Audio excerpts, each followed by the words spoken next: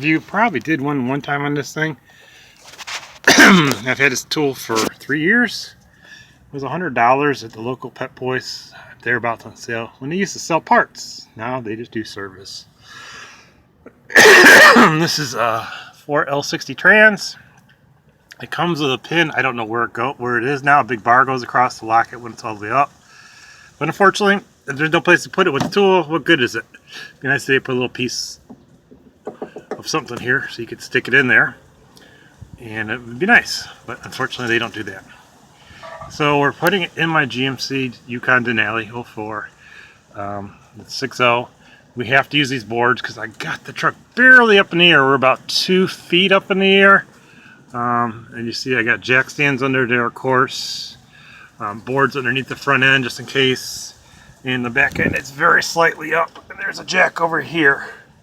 So we try to keep as much safety as we can underneath the truck.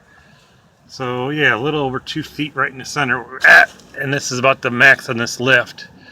For that, well, we use a little cinch strap. I could use a ratchet strap too, so it doesn't fall off. We're lining the pins up. In the trans, there's two pins. You can't, I don't know if I can get it close enough. There's a pin right there that goes in the pin right there. That goes in the transmission, and that's how you know you lined it up. We got the engine supported by the automatic balancer puller. Probably not balancer. Why am I saying puller? Up there. There's the balancer. Let me see with the ratchet strap. So the ratchet strap is holding it down because you need to strap the engine so it doesn't fall down. And this is actually by using this little ratchet strap. This is like a medium duty, not the cheapest lightweight ones. Close.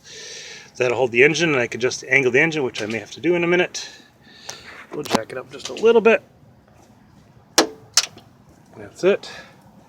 So overall, that is my review of the tool. I've had it for 3 years now. This is the second time I put the trans in. So I took the one out that was bad when I bought the truck. Had it rebuilt, put it back in again. The other one blew because